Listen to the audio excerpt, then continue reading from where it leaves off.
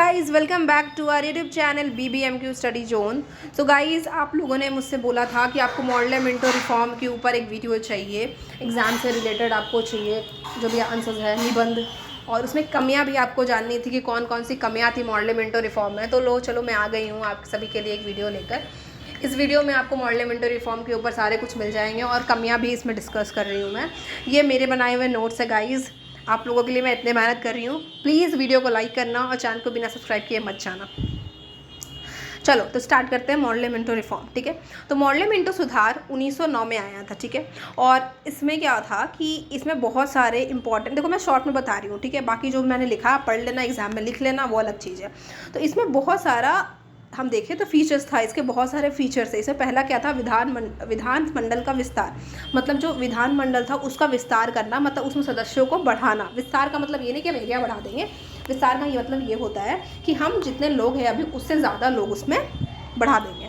सुधारों के तहत केंद्रीय और प्रांतीय विधानसभाओं में सदस्यों की संख्या बढ़ाई गई। इससे भारतीयों को विधायिका में अधिक प्रतिनिधित्व मिला। तो इससे क्या हुआ कि भारतीय जो इंडियंस हुआ करते थे उनको विधायिका में ज़्यादा मात्रा में उन्हें रखा गया, मतलब ज़्यादा लोग को अपॉइंट किया गया। उसके बाद था विभाजन प्रणाली। देखो अब हम सेपरेट इलेक्टोरेट समझते हैं, क्योंकि मॉडल मिंटो जो है ना वो सबसे ज़्यादा इंपॉर्टेंट है सेपरेट इलेक्टोरेट के चलते। अच्छा एक बात और, इसे मॉडल मिंटो क्यों कहते हैं, ये क्वेश्चन आपके दिमाग में ऑफकोर्स आया होगा गाइस। तो इसे मॉडल मिंटो इसलिए कहते हैं ना कि उस टाइम ना मॉडल जो थे वो, देखो आप सभी जानते हैं कि उस टाइम तक हमारे दो इम्पॉर्टेंट ऑफिसर्स अपॉइंट किए जाते थे। एक सेक्रेटरी होता था जो ब्रिटेन में रहकर ही सारा कामकाज देखता था, और एक वाइसरॉय होता था जो इंडिया में आकर सब कुछ देखता था। तो उस समय का वाइसरॉय था मिंटो और जो सेक्रेटरी था वो मॉर्ले थे। तो सेक्रेटरी हो गए मॉर्ले और जो वाइसरॉय था वाइसरॉय वो मिंटो, इसलिए इसका नाम मॉडल मिंटो रिफॉर्म रखा गया। 1909 के टाइम पे ये दोनों ही सेक्रेटरी और वाइसरॉय थे, इन्होंने ये लाया था, इसलिए मॉडल मिंटो रिफॉर्म्स। तो चलो नाम तो क्लियर हो गया। अब विभाजन प्रणाली पे आते हैं, सेपरेट इलेक्टोरेट। इसमें क्या था कि मुस्लिम समुदाय को अलग निर्वाचन क्षेत्र की व्यवस्था दी गई जिससे वे अपने प्रतिनिधि को चुन सके। यह भारतीय राजनीति में सांप्रदायिकता को बढ़ावा देने वाला कदम माना गया। इसमें क्या हुआ, देखो मान लो कोई एरिया है, उसमें क्या कहा गया कि अगर आप मुस्लिम हो, ठीक है, तो अगर पूरा मुस्लिम एरिया है तो वो क्या करेंगे, बस मुस्लिम को ही वोट करेंगे, हिंदू वहाँ पर खड़ा नहीं हो सकता।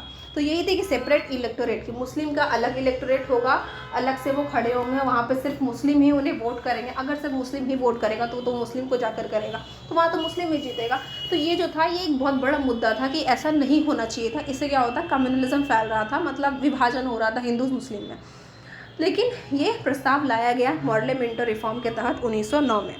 इसके बाद विभाजन प्रणाली तो हो गई। कार्यकारिणी परिषद, प्रांतीय कार्यकारिणी परिषदों में भारतीयों की नियुक्ति की गई जिससे भारतीय प्रशासन में शामिल हो सके।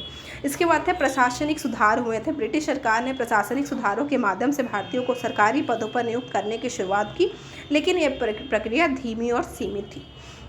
इसके प्रभाव क्या थे, मॉडल मिंटो सुधारों ने भारतीय राजनीतिक परिदृश्य को बदल दिया। एक और इन सुधारों ने भारतीयों को सरकारी कार्यों में अधिक भागीदारी का अवसर दिया, जबकि दूसरी ओर अलग निर्वाचन प्रणाली ने हिंदू और मुस्लिम समुदायों के बीच विभाजन को बढ़ावा दिया। बट अगर हम ज़्यादा देखें तो इसके ज़्यादा बेनिफिट से ज़्यादा लॉस थे। बिकॉज अगर आप कम्युनिज्म फैला रहे हो, अगर आप विभाजन कर रहे हो, तो उसके आगे आपको इफेक्ट देखने को बहुत ज़्यादा मिल सकते हैं, इसलिए इसके लॉस ज़्यादा थे। अब हम कमियां पे देख लेते हैं, क्योंकि मेरे एक सब्सक्राइबर ने, मुझे नाम याद नहीं है सो सॉरी, बट उन्होंने कहा था कि मैम कमियां को डिस्कस करना, तो मैं चलो कमियां लेकर आ गई हूँ। तो कमियां में पहला था सांप्रदायिक विभाजन। मॉडल मिंटो सुधारों की सबसे बड़ी कमी थी विभाजन प्रणाली का प्रावधान। इसके तहत मुसलमानों को अलग निर्वाचन क्षेत्र दिए गए जिससे हिंदू और मुस्लिम समुदायों के बीच विभाजन गहरा हुआ।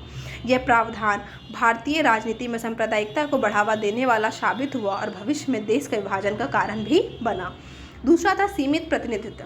यद्यपि सुधारों ने विधानसभाओं में सदस्यों की संख्या बढ़ाई, लेकिन भारतीयों को सीमित प्रतिनिधित्व ही मिला।